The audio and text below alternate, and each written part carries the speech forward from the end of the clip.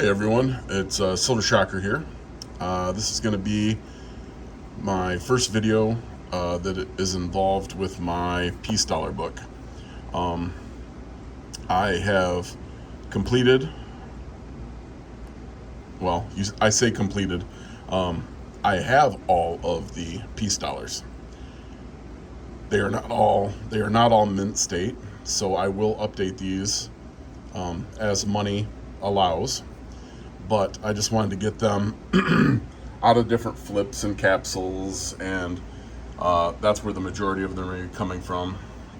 I'll take them out of those cases and put them in the book. Some people say they're safer in the cases than they are in the book. The book, I think, just looks nicer if you got an open slot that lets you know that you're missing one versus thumbing through all of those. It's much easier to just, flip through the pages in here. Speaking of pages, this is an empty book except for the 1927S slot. I was able to pick this 27S up in BigFlip's channel. He was offering up some what he called cull Peace Dollars for a very reasonable price, and I happened to see a 27 that he was thumbing through. And I know that all the 27s are lower mintage. I mean, they're all below $1 million except for the D, and that was $1,268,000. So when I saw a 27, I'm like, ooh, how much for that? And is it an S? And of course he said, oh, it is an S. And I'm like, ooh, bin, I'll take that. So that's why that is in there. Of course, definitely not mint state, but that's not an offensive not an offensive Peace Dollar for the price I picked it up at, considering there was only, I think, 866,000 minted. Now that's mintage, that's not survival. So I was pretty happy to get that. And then the rest of the pages are empty. So what I'm gonna do is I'm gonna pause, and when I come back, I will have sorted all of these out so that they are ready to get put in my book. So hold tight, I'll be right back. Okay, welcome back. I got them all sorted, got them all laid out. I did disassemble my book.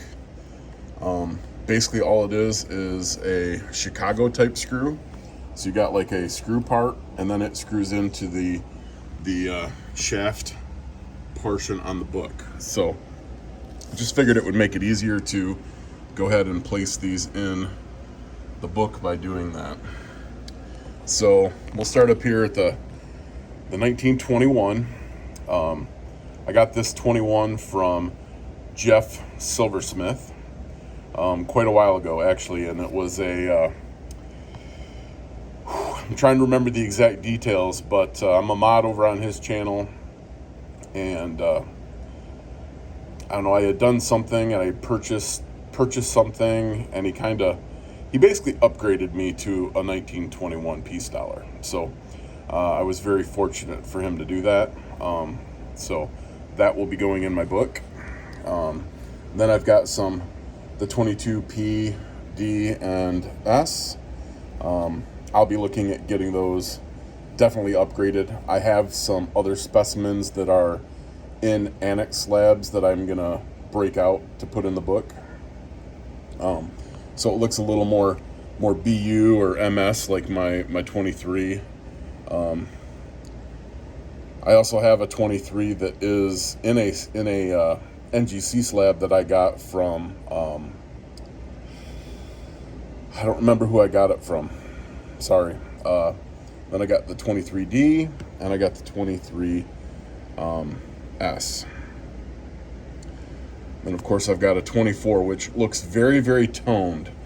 But if you take this coin and you rotate it, it has luster under that toning. So it is a candidate maybe to dip, but why? I mean, it's earned the toning that it's got on it, so I'm just going to leave it toned like that and put it in the book. So there's that 24. And then I've got the 24S here. I got the 24S from RFT. That's RobFindsTreasure. Then coming up here, I've got a 20, what is that? A 25 Philly. Then a 26S. I got this 26S. Oh, sorry, that's 25. Well, either way, I got the 25S from RobFindsTreasure as well. Then I've got a 26, which is a very, very, very lustrous coin. That's 26 Philadelphia. I have one of those slabbed from RavenHawk Coins in an MS62, but I bet that's pretty close to the same. Then I got the 26 D, which I got from Jeff Silversmith. And then we've got a 26S. It's got a higher mintage. I didn't record where I got that. I'm sure it was from one of the people that I've already mentioned. Then we've got the 27 Philly, lower mintage, 848,000. I got that from RFT.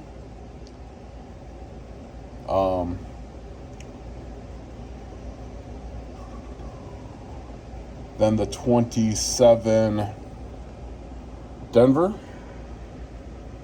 It's got a little spot on it, but that's still a 1,268,000 mintage coin.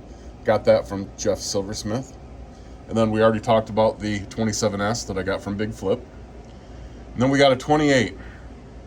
Now, anyone who's putting together a piece collection, they know that probably the hardest coin to put in your collection is the 28.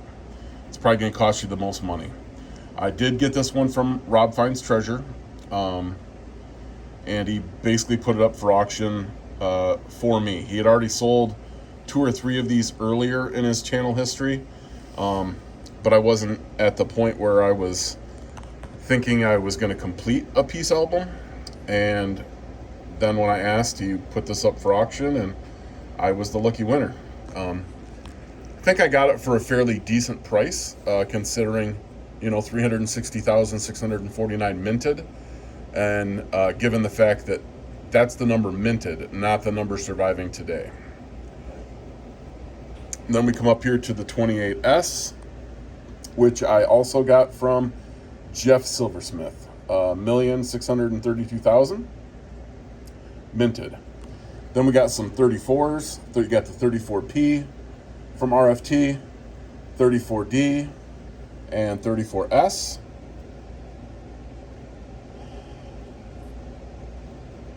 And then we go into the 35. So I've got a 35 Philly that I got from JSS, Jeff Silversmith, and a 35S that I also got from Jeff Silversmith.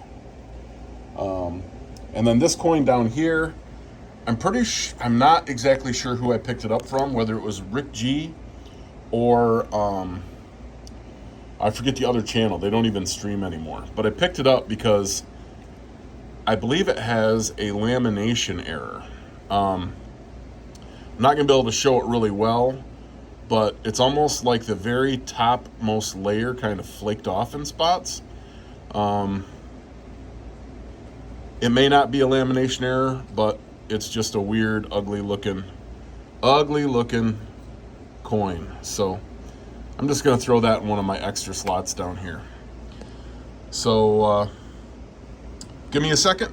I will drop all of these in because it's kind of boring to watch people put these in their album. I'll get them all put in the album, get the album put back together, and then I'll come back and show you the final product with a little bit of a wrap up. With the exception of a few coins, these are all circulated. I did put on a glove because as I'm pushing them in, I'd prefer not to leave fingerprints on the face of the coin. It's just one of those things, even with circulated coins, I'm in the habit of touching them by the edges and not necessarily on the face. I do touch them on the face occasionally, but I try to just touch the edges. So, all right, you guys hold tight, and I will be right back. All right, welcome back. I've got the book put back together.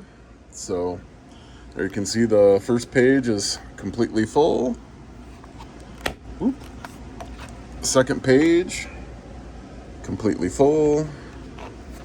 And third page, all the dates are full with that one extra ugly coin.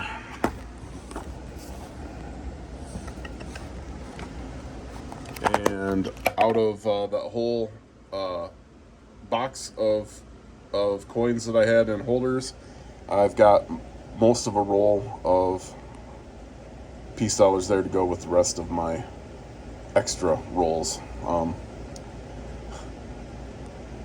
of peace dollars. So I hope you enjoyed this video. The next video that I post will either be a similar video of me putting all of my Morgan dollars into the two books, or it will be a video about this little gem. I won this in RobFindsTreasure's stream. It's just a 2007 ASE Silver Eagle.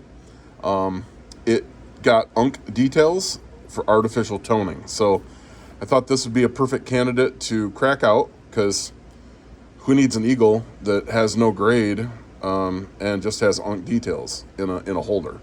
So I'm going to crack it out, and I'm going to attempt to show you what MS70 cleaner can do to a coin. So if you liked this video or any of my other videos, be looking for that upcoming video, along with updates to my Barber and Walking Liberty book.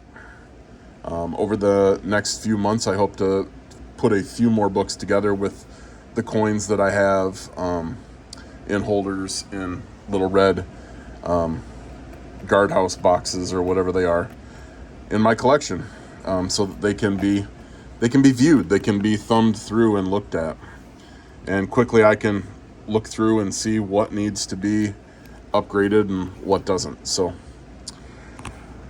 as always, I hope you all have had a good week. Be safe, and talk to you all again soon. Silver Shocker out.